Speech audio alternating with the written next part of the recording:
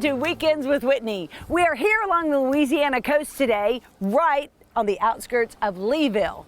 And look who else has jumped on board. Yes, the Bulldog Pepper Jelly sisters. We have Kim, we have Cindy, and we have our fabulous guide, Chad. We're going to find out how the seafood industry is thriving and why, despite the fact that Leeville itself is sinking, people are building. Then Dr. Nick shows us how to make work for us. But first,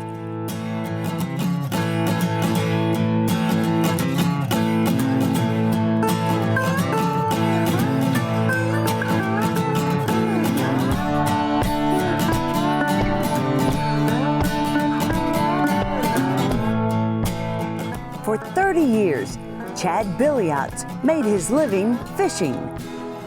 The key to them hitting is, like I said, is all about pop, pop, pop, pop. Draw that attention to that cork. They gotta come up for a reason. Oh!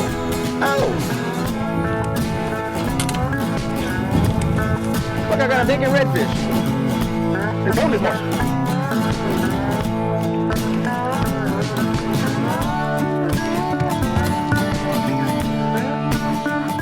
Guiding anglers to the most alluring spots in the waters surrounding Leeville.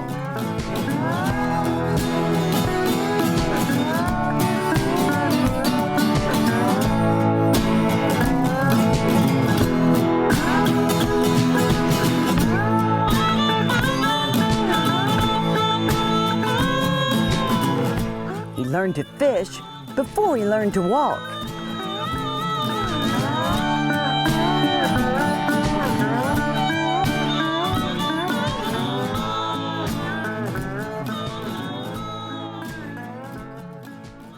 My uncle, which is one of my dad's older brothers, actually started me fishing when I was barely a year old. Watch, Franklin, in your face. When this cut-off native was on his way to college, he cast aside one dream for another. I was supposed to be an avionics technician, so I was enrolled in class in Lafayette and was going to be a helicopter mechanic, working on the panels of all these helicopters flying back and forth and taxi cab drivers in the Gulf field. And then at the last minute, driving to school to Lafayette, I turned around and started guiding. No. Why? Just to know that I wanted to fish. He dubbed himself the Marsh Rat.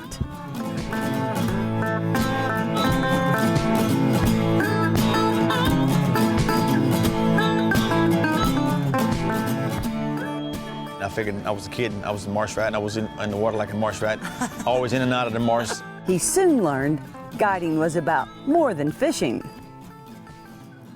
85% entertainment, 15% fishing, because you got to entertain them to have fun in the boat. It doesn't matter if you catch 100 fish or catch 2 fish. If 3 or 4 guys, whatever it is in the boat, isn't having fun, then they're not having fun.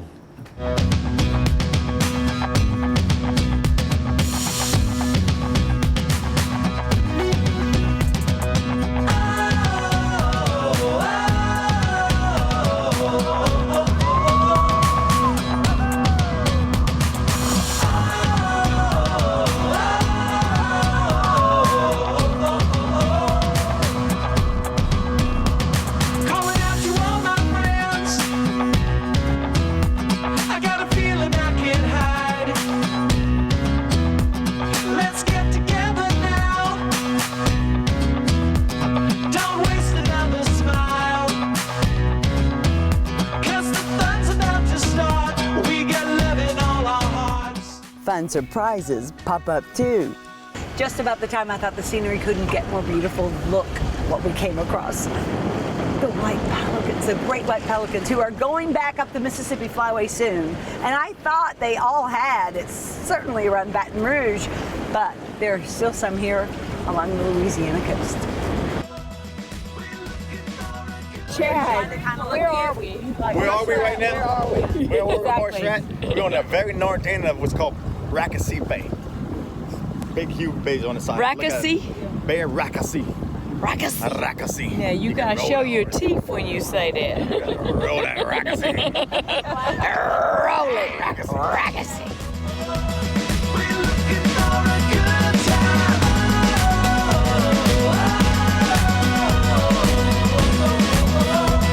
We're looking for a good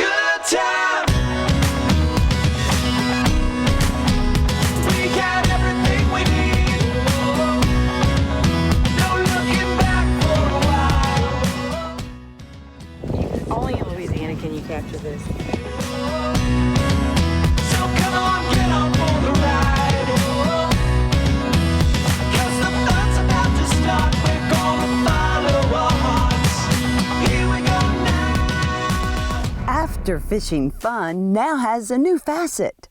Welcome to the Lodge in Leeville, a $1.5 million destination that recently opened its doors for those who want it all. It's the vision of Karen and Larry Thigpen of North Louisiana.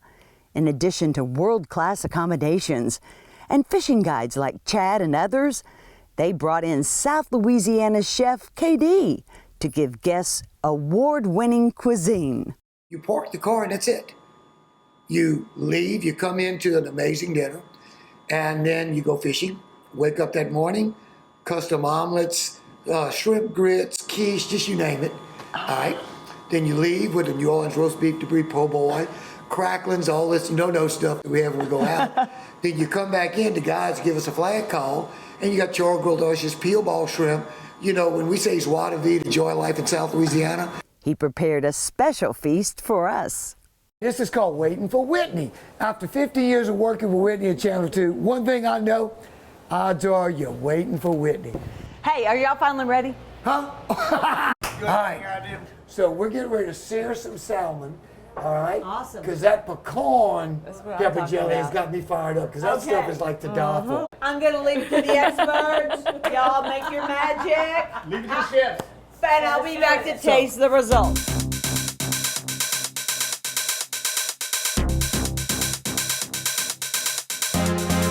You're getting ready to do the squash and shrimp. We're going down, skin side. Skin up. Yep. We're going to flip it in a minute, but we're searing it right now. Okay. Because actually what we're going to do is seal it, flip it, and then put it in the oven. So we're going to go ahead and add some peeled shrimp. Wow. So these are fresh, soft Louisiana shrimp, right? Yes. And guess what else we're going to add? We caught We're them going to today. add the catch of the day. What? Okay. That's our fish. Our little rainbow trout? That is your fish that you caught.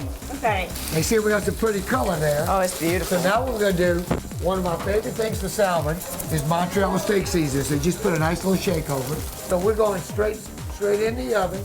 We're going to let the oven finish this off. See, that's the raw piece of fish, okay? As it cooks, it's going to break apart. It's going to look just like crab meat. This is actually turning into Okay, so crab now meat. all of the Crab meat. all of K-R-A-B the meat. fish is now crab meat, Yeah. as you can see. We're going to cover that and let it start steaming. So now we're going to do the beef steak tomato. this Just is lay my these dream. out like you're cooking hamburgers. Just lay them out. Do y'all want to know what y'all created? Yes. That's amazing. That is good. As far as Oh my sweet and God. spicy. Is that amazing? How did that happen? That is so I good. got to play where y'all were fishing. Do we're not gonna, put we're your gonna finger fry on this and make some little, like a beignet, but we're gonna put a pepper jelly on it to be the bread for dinner.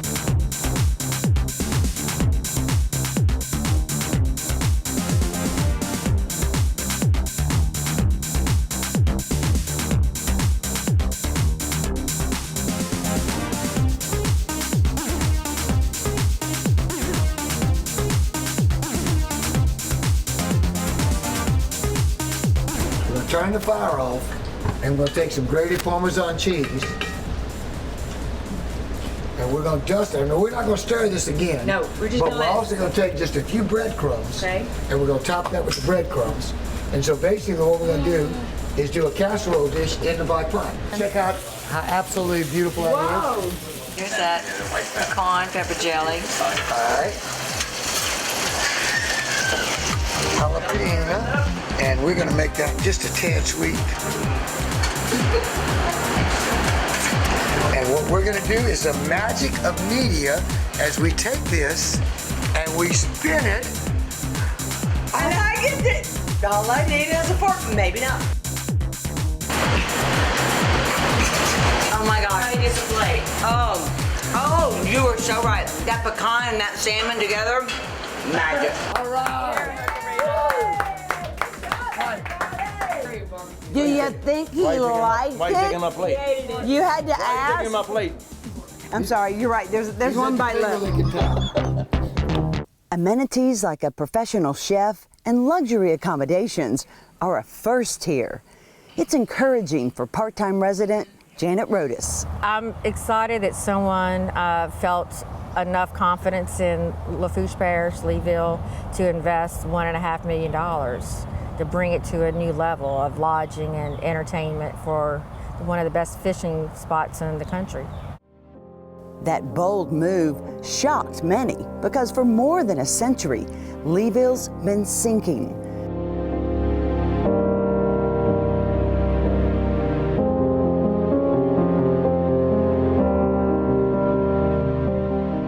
A 100 years ago, it was 11 miles inland.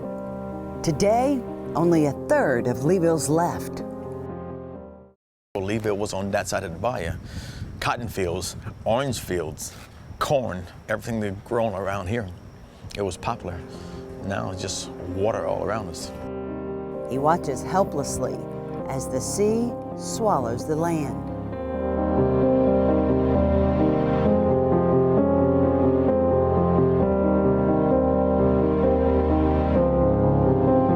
I've seen islands that are the size of my boat disappear in 3 or 4 months' time and just wash away and just disappear in the open water now. And that's what I'm getting at when I said that the average depth of my marsh 20, 25 years ago was 6 inches of water when I started guiding. Now you can pretty much park any boat through all the marsh on a normal tide because it's 2.5 to 3 feet of water, because all of that just washes away through it. He's frustrated that the problem's accelerating, but not any solutions. The word that we come to hate in this area is study. Because for the last 20 years, all you heard was we're giving this company or this college or this foundation $20 million to study the problem.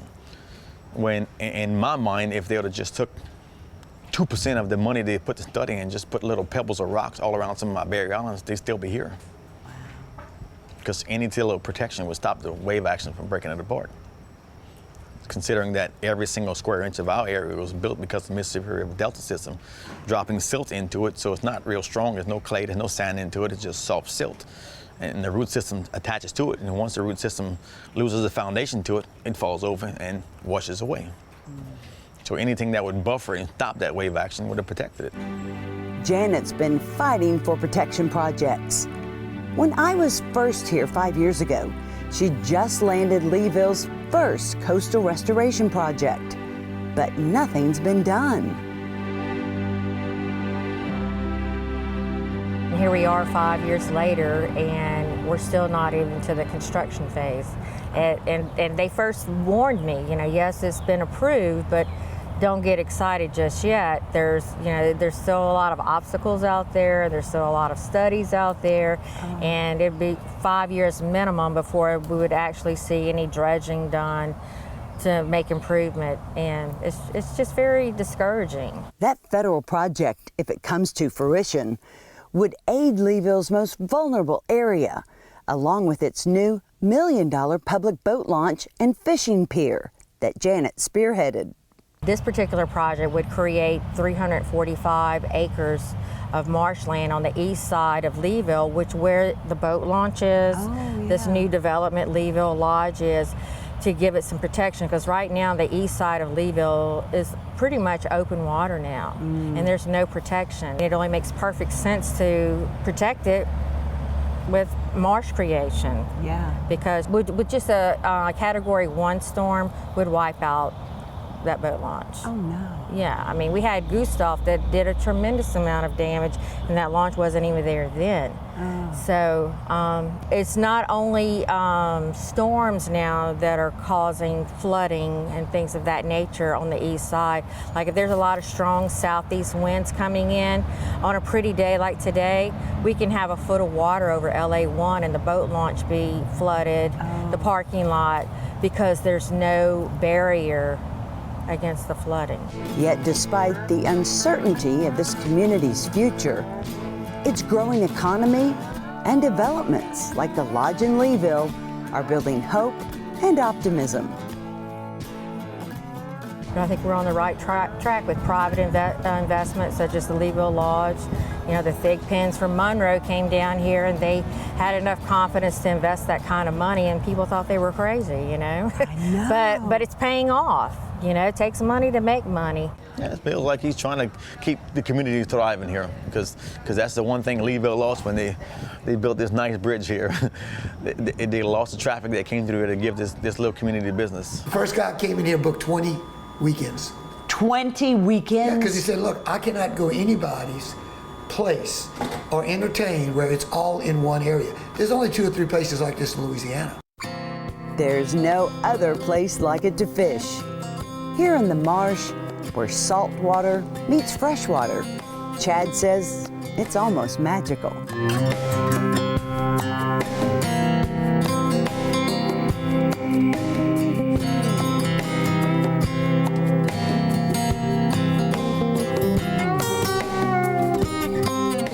I've seen a lot of things where we've caught hundreds of fish in 20, 30 minutes, and we struggled for fish and still had a fabulous time because they still caught a bunch of fish in the last 20 minutes or so. As a tournament guide and an angler, I've fished all over the place. Yes, from Florida to Texas, I've seen many waters. I've guided Venice, I've guided here, I've guided Cocotree, Delacroix, whatever. I've put it in the water anywhere else. But yeah, we still have the most versatile fishing right here.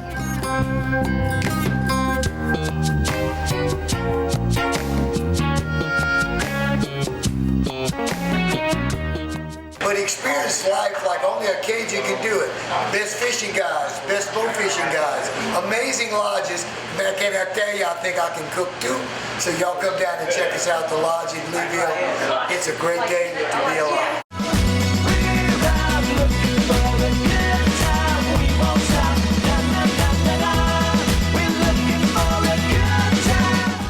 The experience just might blow you away.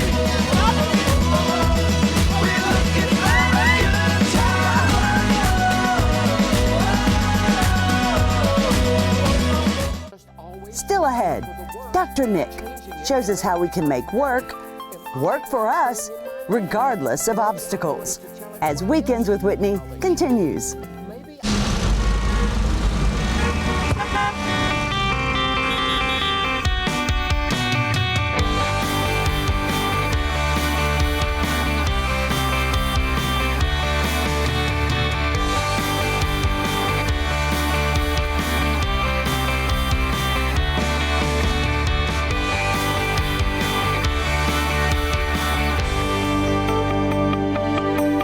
Break out of the chaos.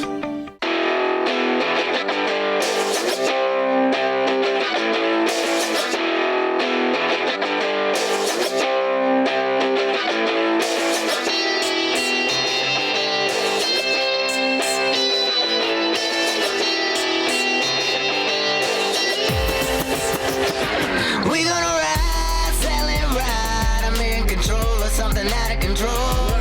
And the mud's gonna fly. Catch me down at the bounty hole.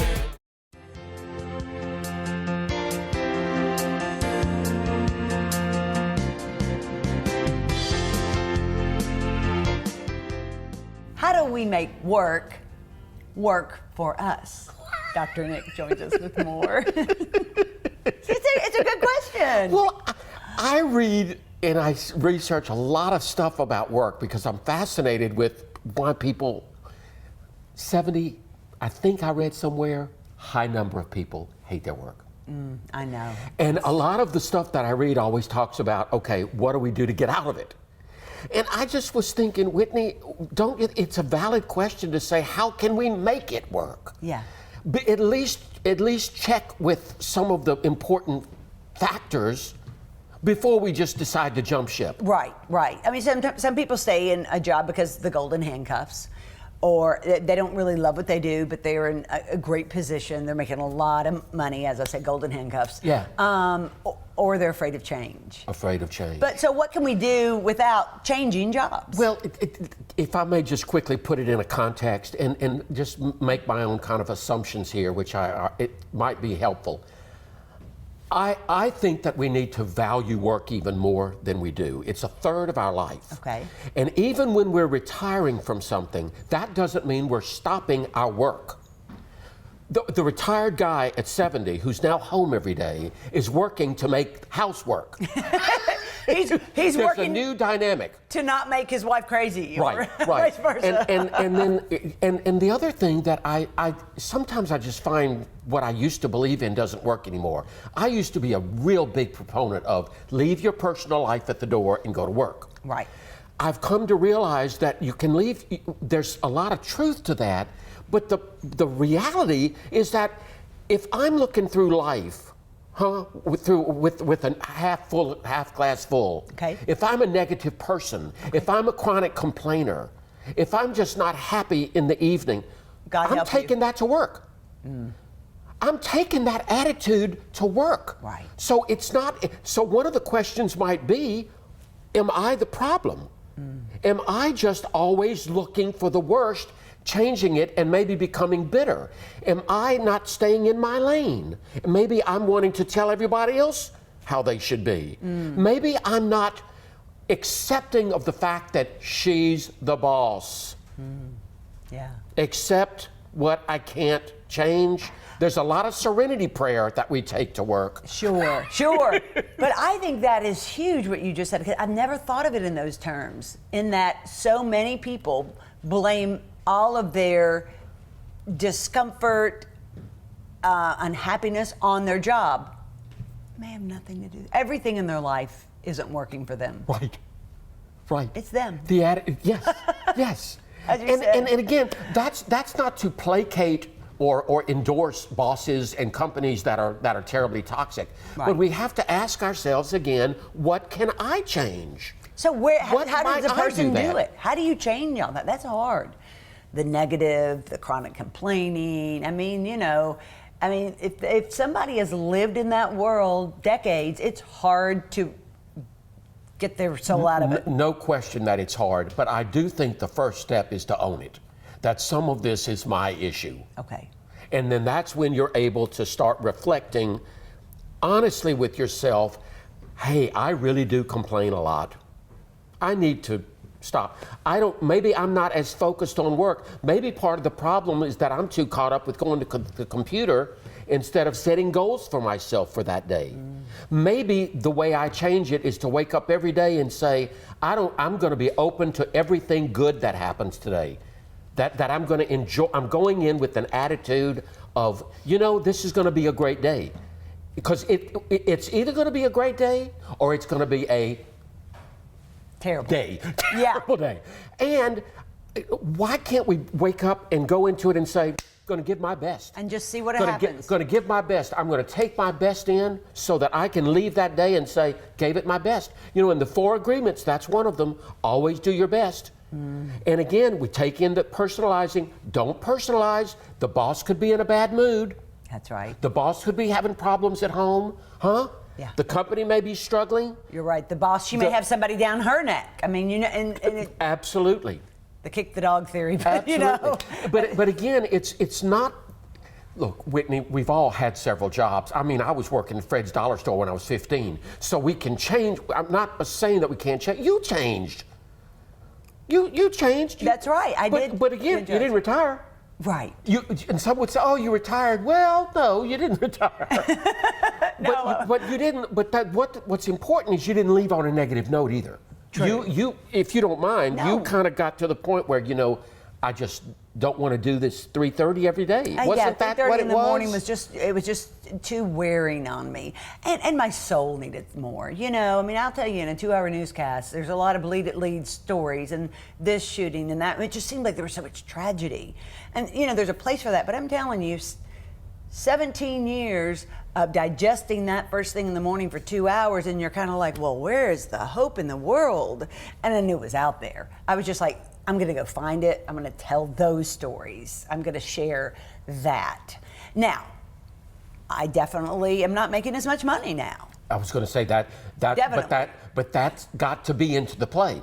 If we're staying just because of the money, if that's the number one motive, we really need to check that in terms of, could I live on less? Sure. Could our family live on less? And usually the answer is yes. Right. You just have to work it out. Work with someone, doesn't matter. It could be a friend, it could be a counselor, it could be a consultant life coach. Work with someone and be honest about weighing the factors. All the reasons to stay. Okay. All the reasons to leave. Okay. right? And then look. And then look objectively at them and see, because leaving may really not be the best thing at this time. Right. And then you want to kind of track it. Just weigh it. Absolutely. Weigh the pros and the cons. And remember, you're looking at yourself while you're weighing them. Is some of this what I need to change? I like that very much so. We all have to look inward, One other honestly. thing. Yes. One other thing. Clarity. If you feel like you've been given 3 more hats to wear, you can certainly say, I don't know if I can manage wearing these 3 hats. Can we talk about that? Yeah. Because we are struggling with people having to do more. That's true. Don't you think? Oh, yeah. Wearing more hats. Wearing more hats. Cutting. Cutting costs, right. Yeah, cutting costs. And definitely in some industries more than others. Yes. Television's one of them. Good luck to everybody out there. Making your work for you. Great, Dr. Nick. We're going to do it. Monday's coming up tomorrow. Thanks. That's right. More Weekends with Whitney after this. Atlas Foundation Repair, fixing your foundation problems for more than 30 years while preserving and protecting your trees. Thanks for sharing your time with us here on Weekends with Whitney. We hope to see you back here again next week When we get down and dirty. We go off-road on 40 miles of trails devoted solely to ATV fun for everyone. See why being covered in mud has never been more exciting. There's nothing else I'd rather do. Just being one with nature. It's a place you might be surprised that celebrates diversity and unites everyone. When I got out here, it was like the equalizer was mud. That was the equalizer. Here, there's only one color. They're all here and we're all having fun because there's only one color out here and it's that muddy brown. That's it right there. That's the only color out here. We don't care. All that and more next week right here on Weekends with Whitney. But until then, we leave you with this.